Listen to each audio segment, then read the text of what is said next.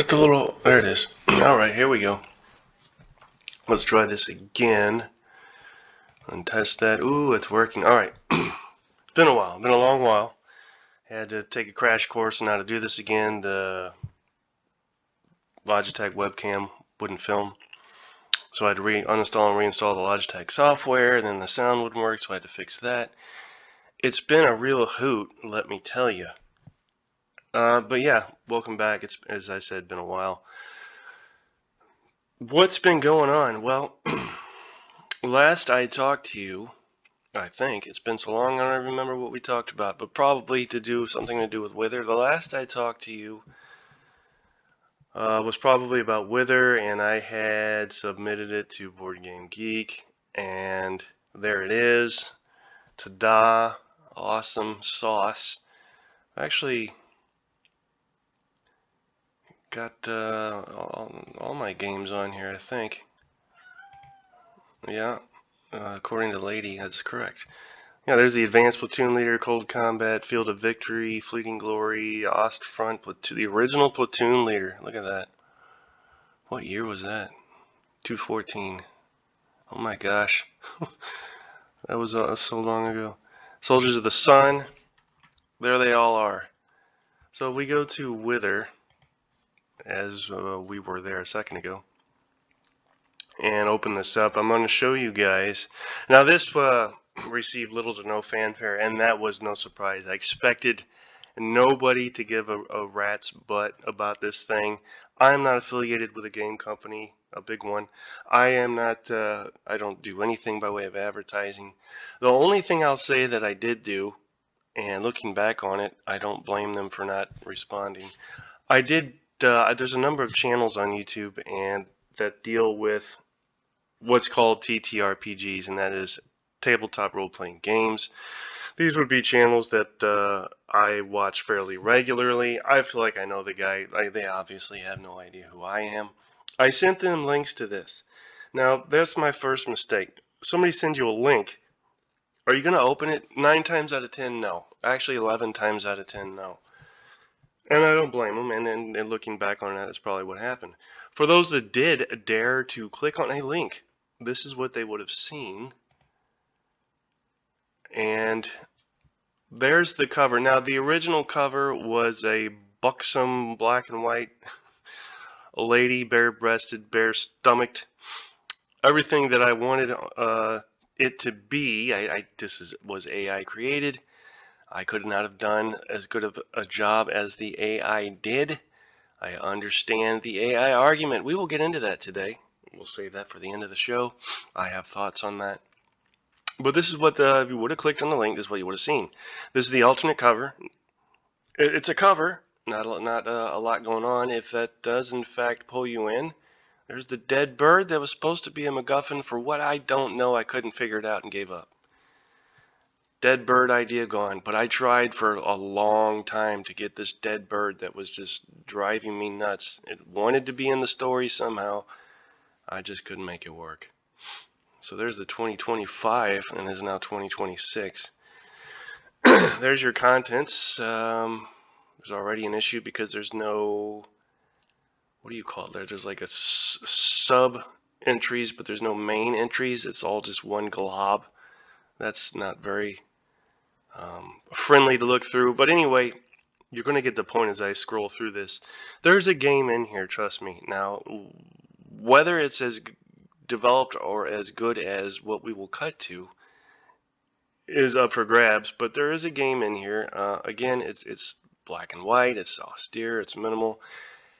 I would say that's what I was going for, but maybe subconsciously that was all I was capable of doing because I didn't want to dive deeper into this. Not sure. But this is what you would have seen. And again, blah, blah, blah, blah, blah. Not very inviting, but yeah, a game's there. So we'll be done here in a second, then we can go to the good stuff. This is what the cards would have looked like that you would use to play. And again, functional. I guess, they work for what you would need them for, but yeah. So that was, and believe it or not, that was probably the 15th at that point, back then, 15th version of the thing, give or take. It's in landscape mode, so I know it's a bit later than the original version, which was portrait mode. Why landscape mode? I wanted to do something different. It looked better, and I felt like the columns that I was doing worked better in landscape than in portrait. Anyway, that brings us to, what do I go to next? Let's go to the thing, okay? Here's the thing now. After probably a half dozen covers, I think this is what I've settled on. It immediately speaks to what you're getting into. The stained glass medieval window says it all, at least for me. So why is this doing that? Let's go down like this. There's your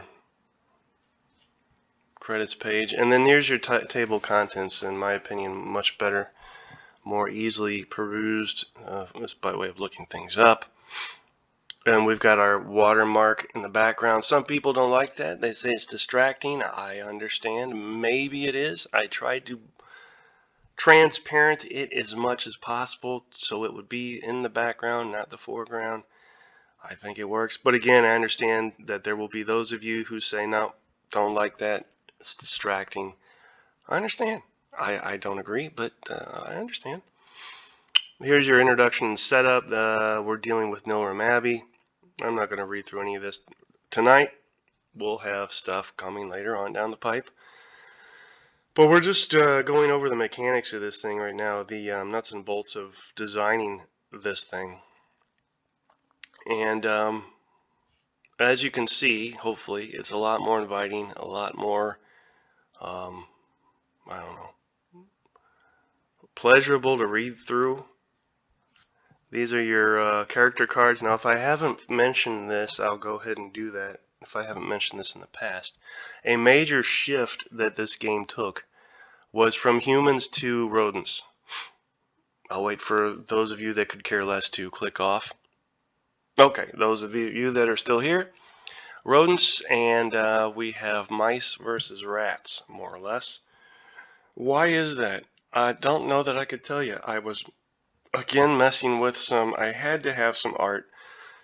I couldn't go with the cards that you saw in the last version, and again, part of the reason was I didn't want to use AI, and I didn't trust myself in being able to create the art that it needed or I wanted, so I left it artless, more or less, looking back on it. So, but I did give in some respects to AI, and that would be for the mice and the rats. I understand, and again, we're going to get to it. For some people, AI is a bad word. I couldn't have done this myself. Does that justify it? Is that an excuse? Maybe, maybe not. But it is infinitely better than what I had, and it's infinitely better than what I could do by hand myself. I'm not a big game company. I don't have an art department. I don't have funds to work with to hire an artist. This is what I have, and this is what I'm using. So there's your 4 mice. And as we scroll through this, I will say that probably to a fault, definitely to a fault, everything that you see here was created with Word primarily. Yes, Word. And for some that may seem a little crazy, and I guess it is, but I've gotten fairly good at Word and obviously able to do this with it. I understand there's Illustrator, etc., etc., etc. Word is what I know. Word is what I use. I also did not use any Photoshop. I used Earfin View. It's an old free Photoshop wannabe program. Again, something I learned in the past that I know like the back of my hand. So that's what I use to create this. And so, like for instance, the background stuff for these guys and the watermark, those are actual images that there's an option in Word. If you click on the image, and choose wrap around or something like that. Wrap, you can wrap behind the text, or that's what I did with this. There's also, you can format the image to make it transparent. There's a lot of things Word can do that I think people just aren't aware of. Is it easier to do in Photoshop or Illustrator or what have you? Probably, especially if that's what you know. But for me, this was the easiest. I say easiest route. There's the rat cards, and there's the pale witch. This is what the witch is now. It is a 6-armed levitating rat, pale rat with a crown, her tongue hanging out, a real mess. The rules have improved. The game itself, the story, what you can do has improved. It's all improved since the upload to Board Game Geek. And I thought I need to take that thing down and put this up. You know what I will probably do is leave that version up so it's even more of a stark contrast as to how far I've come in developing this thing. I don't know that there's much further I can go with this. Every day, and when I say every day, I mean every day, I work on this, whether it be 15 minutes or hours. And at the end of that, each session, I walk away with something that I feel I have improved, whether it be the aesthetics or the clarity, etc. Every day I work on this thing, and every day I chip off a little of the rough edges. Here's your item assets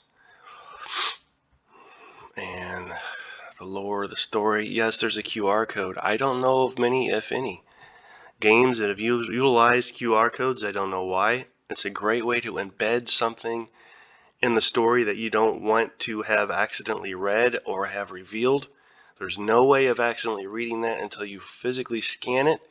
And as much as I like this and wanted to run with it, this is not something that I want people to have to use their phone every 30 seconds to scan to see what's going on. This is the only QR code you will need to scan. There's your reference sheets, which, as good as they look to me, I agree could probably still be improved. This should be something that is, well, quickly referenced, and it's a little busy, a little congested, especially considering we've got 2.5 pages of this stuff. I don't know how quick that is. The battle grid is where the battles take place. You will cut, and the whole idea is, right, to print this off at home and then cut out the stuff. Now, initially, I wanted to create something that nobody needed to craft, cut, or create anything to play. You just look through the rules and play and have things that you might have around the house be used. As much as I like that idea, it just felt a little limiting when there was so much available that I wasn't allowing to bring in myself to bring into this thing. So this is the battle grid. You have 4 sections and you cut them out and put them together. Here's the actual cards. These are the mice heroes. These are this would be Sir Thomas, Joffrey, Giovanni, and Dante. Then you should get to our trauma tokens, our hit tokens, our initiative tokens, our actual items that fit in the item slots on our mouse character boards. Here's the tokens we use on the battle board and the cards. So you'll have 54 cards placed out in a 9x6 grid. That is your exploration area, and then when you have an encounter, it switches to the battle grid that we just passed up. Here's your rat cards. Again, they look great to me. Yes, that's AI. I don't know how else to say it. The rats and the mice, the images are AI. I couldn't have done that. Could somebody else have done that? Sure. But then how much would they want to be paid for that? I don't have the money for that. These I did create. I found some key images and just made all this up. Here's our 4 shadows that wander the exploration grid, kind of Pac-Man style, Pac-Man ghost style. There's the clover with the 4 clovers that you need to recover. There's our pale witch looking like a baddie. The shadow sword that you may or may not find in our index, which I didn't have index. Wasn't sure I was going to have an index, and then the Shield Biter Games logo. That is the new, most recent version of the rules. How much more will they change? Not much. I do have, and that's the next thing we'll get into. 2 more things to get into.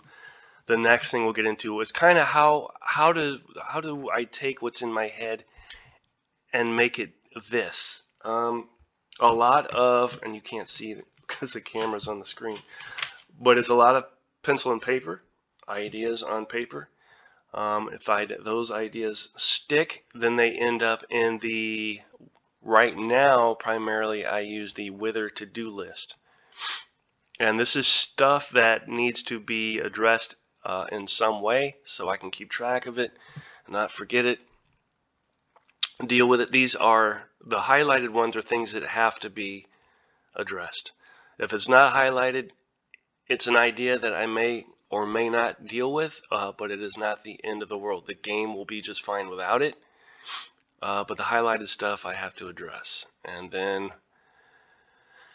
there's a lot of pulled, expunged things that I cut and paste in documents like this. So again, when you do that thing that I was talking about in Word, where you click on the image and then wrap it behind or in front of the text. I think it's wrap. I could be saying the wrong thing. It's muscle memory at this point, but it allows you to move it all over the place. Like this is a PDF, and I had to do it this way to be able to screen record for some reason. Because if I just try to screen record from a straight up Word document, it won't record. So there's that. But typically in Word, I would just be able to grab any of these assets, move them around. They're here as a kind of a storage, think of this as a storage locker for this stuff. Ideas, there's a card I didn't use. More ideas. Designer notes that I took out that I didn't want to delete. There was a couple epilogues based on the outcome of the game, whether you won or lost. Took those out. And then there's some more art assets. These are the intensity markers that you roll when you enter each card, and the intensity level could potentially change, meaning you're more or less likely to have an encounter. There's Christine, a special 5th mouse card that I considered briefly, but as kind of an NPC that joins the group, but then chucked her. May potentially add that as a bonus card at some time later on down the road. These are the events now. Take a drink here. The whole maybe intent behind doing this project was to have a kind of narrative driven story that was also game. It has since changed into a game that has a bare minimum of narrative story. That's a long story as to how that came to be.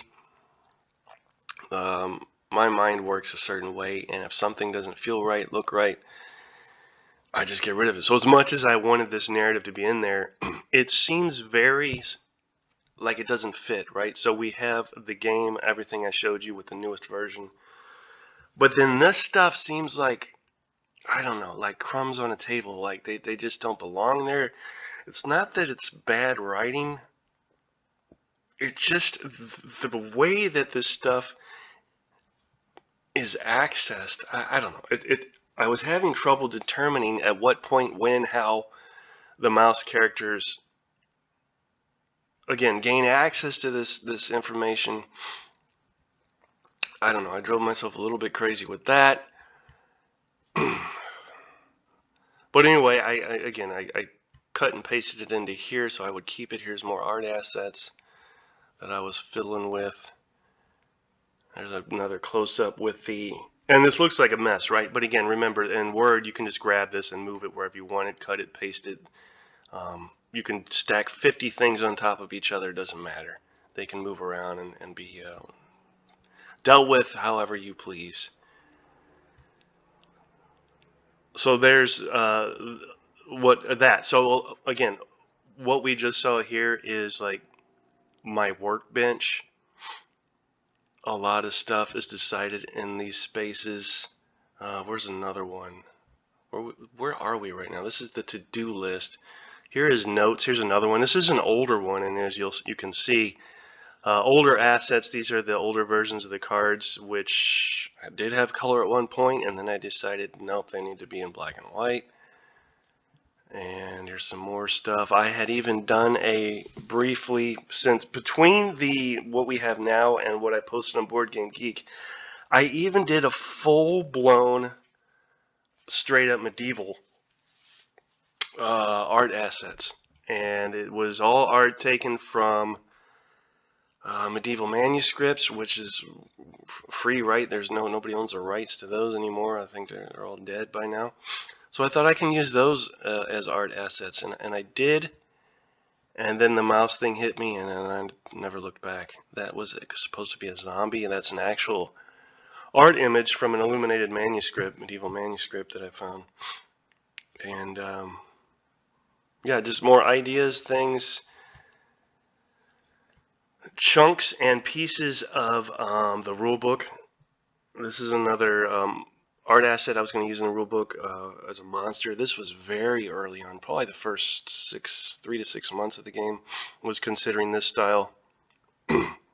Again, same style.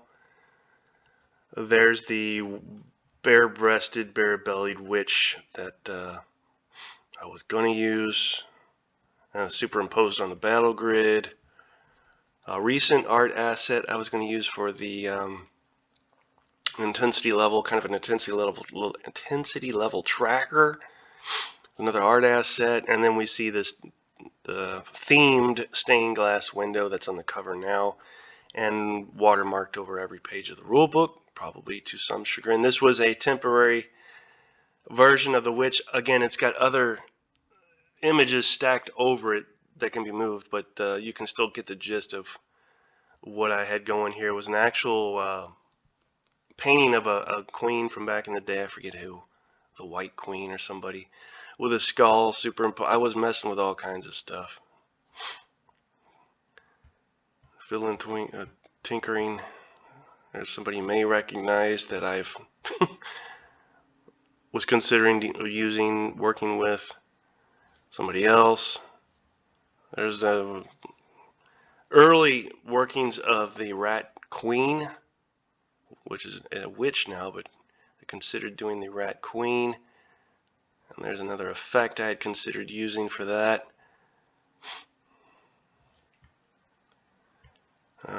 That's actually from a Mice and Mystics game, which, if you haven't heard of that, it's a similar theme, similar era, mice, etc., Secret of NIMH. This was for something else.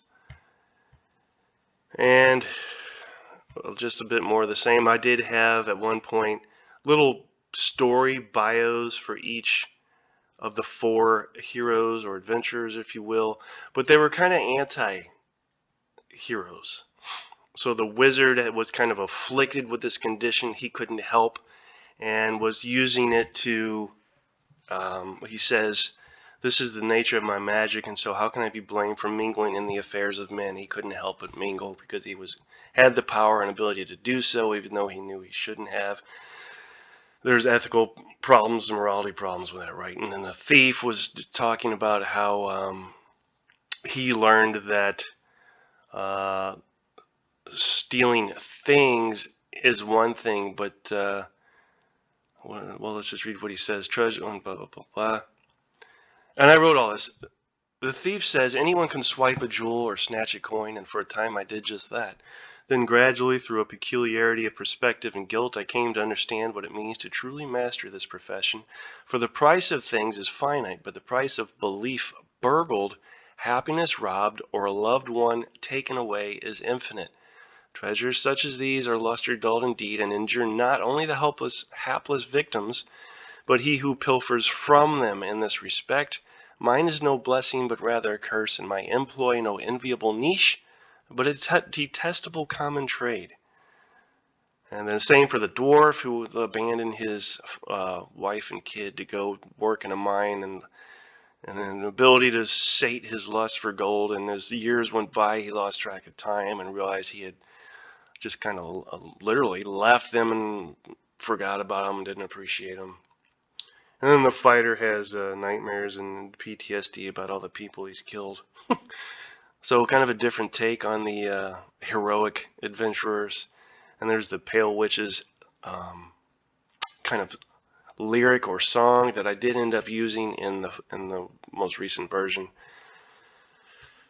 So yeah, there's the early iteration of the item assets that you can have. More images I was working with. There's our assets there in their more recent form. More events. Another medieval figure I was going to use. And there's the queen that almost got used at one point. More monster. You know, I had to do a lot of, in this program that I use, I had to do a lot of paintbrush and white out around the outline of these guys, and then go online to a free program that lets you remove the background, because I was going to do different monsters in a medieval form from these illuminated manuscripts, but the context within which they were embedded I had to break apart, and that was a lot of fun and work, and didn't even get used as time went on. And more ideas, more assets. These were the early version of the shadow cards. And there's a more recent version of the shadow card. And then finally we had, so this was Wither to Loot, Wither Notes, there's Wither cards. Again, you get the idea. These are my workbenches. I don't have to recreate these things, find them again, make them again. I can just cut and paste, move them around wherever I want, create, build. There's our dead bird again that will always haunt me. So yeah, as mentioned, this was another project unrelated, these medieval rabbits. There was the witch, and I created a version of the witch as well that I think it was the second to the last version, other than what I have now. This was the last previous version I almost used. Just veil over her face and got two rats blowing horns. More stuff. This was will be a lot of the medieval assets I didn't use, but was working with. And again, here's a very good typical workbench style page of just, you know, I can grab anything from here and move it, build it however I need. There's where I was building the key cards. This is how I do it. I can't imagine everybody does it this way. It's probably ghetto. But it works for me. There's our Pale Witch card being created, early iteration. And yeah, so. Alright, so yeah, I just wanted to share that because I guess I'm proud of the progression, the tenacity, the perseverance, the stick-to-itiveness. Or is it insanity? Because you have to understand, my working on this has come at the expense of probably anything and everything else that I could be doing. I don't know when I got that way. Again, you could argue it's a good thing. You could argue it's a bad thing. There are a lot of games in this room where I sit, and I just feel like until I finish this, if I get sidetracked, it will get chucked onto the scrap heap of unfinished things. Yet another Word document, umpteen Word document of a good idea that never got finished because for some reason, you know, starting is not hard. Fleshing things out, you know, I have a fairly long-winded stamina, but for some reason, putting that final finishing touch on it and saying it's done is very difficult for me. So the final thing I want to talk about, we're a half hour in, is AI. And so I'll go ahead and state the obvious. A lot of people are scared of it. A lot of people fear it. A lot of people hate it. A lot of people dislike it, and I'm certain a number of people are indifferent. There are also those that use it and are probably thankful that it exists. Now, I don't know if I would go so far as to say I'm thankful that it exists, but I do use it. And again, being an individual with no money, no no game company to fall back on with an art department, I have to do all this myself. And as much as I like to think I'm an artist, the stuff that I have been able to produce for my mouse cards, I'm sorry, I couldn't have drawn and or painted, colored these guys the way they came out. And it wasn't just that I said, and I don't know that this matters, but it wasn't just that I told the AI that I use, make me some mouse characters. We worked for a while, honing, fine tuning what I wanted, telling it what I was trying to work towards. And so we decided that, well, I guess I decided that that's what I was going for. So, but again, back to the AI thing. So, why would anybody hate AI? First of all, I'm not going to get into why people might fear it. I would argue that's probably irrational. Um, let me start here. AI is just really, it's just another new tool that is so new, people probably still don't understand it very well, and I don't fault them for that. Uh, but when you look back on, and especially from an artist or creative point of view, when you look back on cameras, right? When cameras first came out, people argued and were worried that that would be the end of art. Painting was, if you will remember, still is, but definitely back when cameras first came out, painting was probably one of the biggest mediums used in the art world, and many thought that that would be the death knell of painting. Anybody could take a picture. Who would want to paint, buy paintings, etc.? Did painting cease to exist? Did it die? Does nobody do it anymore because cameras, the new technology of the time, came out and destroyed it? No. Now, maybe that's a bit of a stretch by way of analogy, but I think it does shed some light on the AI of today, the cameras of today. And you could plug in anything. I said used cameras. I remember when VR, right, was a big deal, and everybody was scared of that, and that was going to take over the world. And you have movies like Lawnmower Man, and that was the big thing, and then that all died down, and the world didn't get taken over by VR, etc. But there are some valid reasons to beware, I shall say, of AI, and there's definitely a concern, well, for private individuals, politically speaking, it's virtually unregulated at this point. And you can look up why that is not a good thing. I'm not going to go into all the reasons why an unregulated AI burgeoning era / industry is potentially a bad thing, but it could be. It may be. Also, sure, it's going to put some folks out of work. It's going to make irrelevant a lot of things. Uh, that is concerning. It is. It's also, and this may fall on a lot of deaf ears, but there's also environmental concerns. If you look at data centers, again, I'm not going to go into the full ramifications of that, but do your homework and find out why data centers could potentially be bad for the environment, because that is a valid concern as well. What else? So yeah, that brings it back to me, and I know I've said this 15 times already, but I have no money. I have no art department. I don't have the skills to create what we see here. So what do I do, right? Do I just cleverly, like I did in the first version, do a minimal non-art type thing? Do I,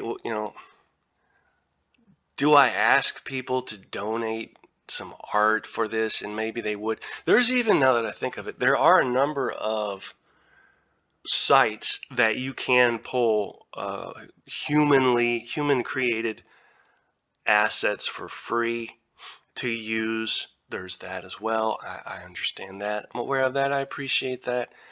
But I'm telling you, when I saw the mouse characters, when I finally saw what I wanted created, there was a feeling that went through me, and I come to learn to recognize this feeling. And yeah, trust your gut. Yeah, you definitely like this. I can tell that's what we're using.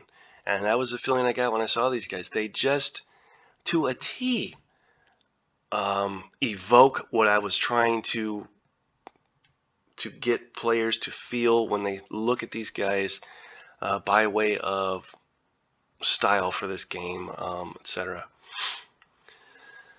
So AI, good thing, bad thing. Again, some will see it as good. Some, you're going to see it how you're going to see it.